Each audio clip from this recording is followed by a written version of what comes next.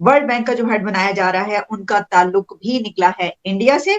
और इससे ये पता चलता है डॉक्टर साहब कि क्या हम इसको इस तरीके से लें कि इंडिया की टेक की तालीम और आईटी की तालीम या इकोनॉमी की तालीम इतनी जबरदस्त है, वहां पे इतना आला एजुकेशन सिस्टम है कि इस वक्त पूरी दुनिया के जो हम बड़े बड़े इदारों के लोग देख रहे हैं हेड करते हुए, वो वहीं के हैं।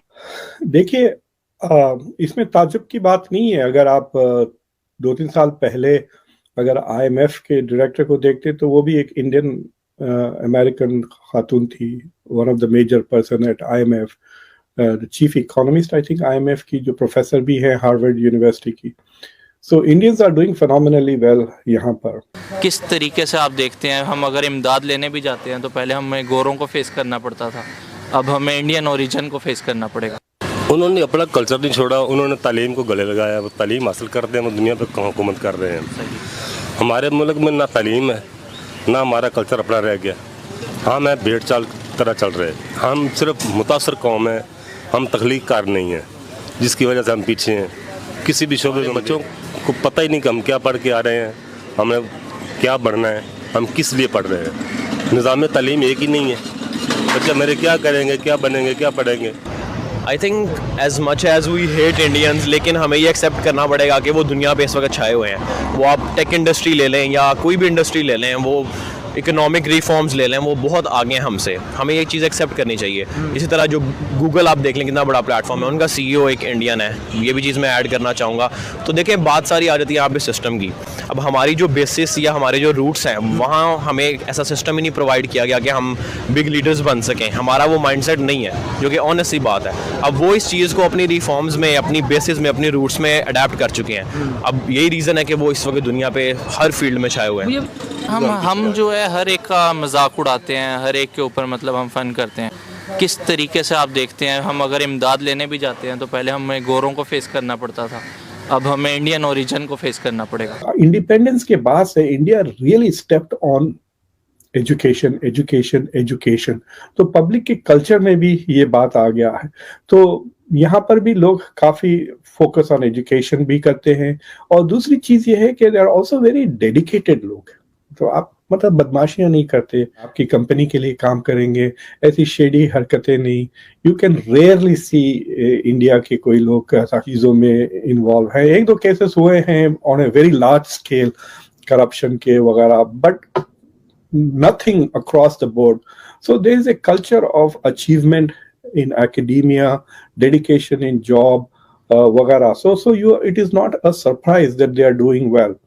नहीं, मैं आपसे ये इत्तेफाक इसलिए नहीं करूंगा कि जिन मुल्कों के इंडिया के अलावा आपने जो बात की है ना, वो जो मुल्क है, पाकिस्तान आज़ाद हुआ है, पाकिस्तान प्री प्लानिंग बना नहीं है।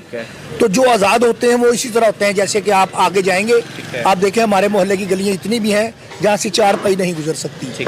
तो आप जिन मुल्कों का नाम ले रहे हैं, वहाँ पर आप अगर किसी इलाके में कमर्शियल है तो वहाँ पे उनके कंटेनर जा सकते हैं, क्योंकि वो प्री प्लानिंग बने हैं। जो चीज़ प्री प्लानिंग बनती है उनका म्यार कुछ और होता है, और जो प्री प्लानिंग नहीं बनते उनका म्यार कुछ और होता है। बांग्लादेश हमसे ही अलग हुआ, बिल्कुल, लेकिन मुकम्मल नहीं हुआ ना, उसमें सिर्फ डाका है। हाँ, लेकिन उसमें सिर्फ डाका है।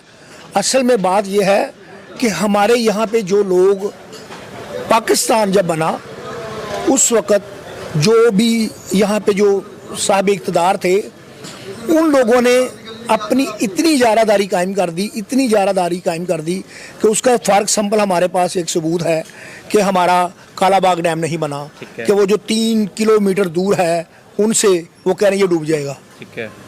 तो ऐसे जो लोग हैं, ये उनकी सबसे बड़ी जो वजूहात हैं कि उस वजह से ये नहीं। आप पाकिस्तान में अगर 372 हैं या कितने भी MP MNAs हैं, आप इनके इलाकों में जाके देखें ना, इनकी बातें सुने। ये जो आप पाकिस्तान में बात कर रहे हैं, परेशानी, ये जो चीज़ें हैं, ये सब चीज़ें सब मुल्कों में हैं। तो ये कोई नई बात रही नहीं कि फलानी जगह पे एक इंडियन है, फलानी जगह पे हर जगह इंडियन्स हैं। और इसकी मेन जो रीज़न मुझे लगती है वो जो है उनकी गवर्नमेंट उनको सपोर्ट करती है। अपॉर्चुनिटीज़ जो है उन लोगों को ज़्यादा हैं हमसे एज़ कम्पेयर टू पाकिस्तान। तो हमारे जो इसमें आईटी के जितने भी बच्चे हैं या स्टूडेंट हैं, ये जितनी भी डिग्रीज करते हैं, वो उसकी पाकिस्तान में मेरा नहीं ख्याल कि कोई वैल्यू। पाकिस्तान से 7 लाख के करीब जो स्टूडेंट है इस दफा गए हैं, बाहर गए, लेकिन वो अच्छी पोस्ट पे वहाँ पर क्यों नहीं जा रहे? इसकी क्या रीजन? मसला पता क्या है, आप आजकल जिस बच्चे से भी पूछ लें ना कि अगर आपको कोई अपॉर्चुनिटी मिलती है बाहर के मुल्क, वो कहेगा भाई मुझे यहाँ से निकाल लो, क्योंकि यहाँ पर स्कोप नहीं है। बात ये है कि हमारा जो सिस्टम है, एजुकेशन लेवल जो है ना हमारा, वो कंपेयर करें एज कंपेयर इंडियन से तो बहुत ही नीचे हमारा ग्राफ है। तो उसमें पॉलिसीज़ हैं बहुत सारी, हमारी हुकूमत की पॉलिसियाँ हैं जिसकी वजह से लोग आगे नहीं आ सक रहे। बहुत उन्होंने स्ट्रिक्ट कर दिया माहौल को, अच्छी तालीम, अच्छा इलाज, अच्छी माशियत जो है मतलब है वो बहुत अप्रोच से बाहर हो गई है एक आम आदमी से, जिसकी वजह से अब वो मुश्किल है कि मतलब है कि कोई वर्ल्ड में शायद पाकिस्तानी पहले भी नहीं आगे आ सके। वो यही वजूहत हैं, 70 साल से हमारी आवाम जो पिस रही है। देखिए, दीन कहता है, अल्लाह ने कहा है कि काफिर तुम्हारा खुला दुश्मन है, वो हमारा खुला दुश्मन है, हम जो मर्जी कर लें। तो फिर इमदाद क्यों काफिरों से जाके इमदाद मांगते हैं? हम उनको उनका मुआवजा देते हैं। ये दुनिया ऐसे चलेगी, ये कारोबार है, ये कारोबार है। आप अगर ये कहें कि ये जो है क्रिश्चियन है तो इसको मैं चीज़ नहीं बेचूंगा, तो फिर वो अगर इलाका ही वो हो तो आप किसको बेचेंगे? वो एक कारोबार है, वो एक कर्ज है, वो तरीकाकार गलत है, वो सूद के पैसे ले रहे हैं। ये सबसे बड़ा जो हमारा नुकसान है पाकिस्तान का, वो ये है कि हमारा पाकिस्तान जो है वो 80% सूद पर चल रहा है। इसको कोई मानने के लिए तैयार नहीं है। अल्लाह ताला और उसका रसूल मोहम्मद मुस्तफा सल्लल्लाहु अलैहि वसल्लम फरमाते हैं कि सूद वाले के साथ मेरी खुली जंग है, यानी हम अल्लाह और उसके रसूल के साथ खुली जंग कर रहे हैं और फिर उनसे ही मांग रहे हैं, फिर उसी से मांग रहे हैं। तो वो कैसे देगा? जैसे कि मैं आपको अगर कहूँ कि मुझे 20,000 रुपया दे दें, मैं आपको दो साल में दे दूंगा, और मैं 2 साल में आपको 20,000 भी ना दूँ, तो फिर आपसे तकाजा करूँ तो आप कहेंगे भाई पहले तो 20,000 दो ना। हालात किस तरह बेहतर होंगे? हालात इस तरह बेहतर होंगे कि जो चीज़ नज़र आ रही है ना, इससे लग रहा है कि आने वाली जो नस्लें हैं वो बहुत परेशान होंगी। अल्लाह उन पर अपनी रहमत करे, फजल करे। नज़र नहीं आ रहा, क्योंकि ये जो आप चाहते हैं ना, ये जो तोक है हमारे गले में IMF का, ये निकलने वाला नहीं है, कम हो जाएगा। चाहे इमरान खान साहब हो, चाहे नवाज शरीफ साहब हो, कोई भी हो, ये कम हो जाएगा। यानी उनमें से कोई भी, हमारी तो दुआ है क्योंकि ये मुल्क हमारा है, इसमें कोई भी वजीर आज़म आए, हम दुआ करते हैं कि अल्लाह उसको सही मानों में हुक्मरानी करने की तौफीक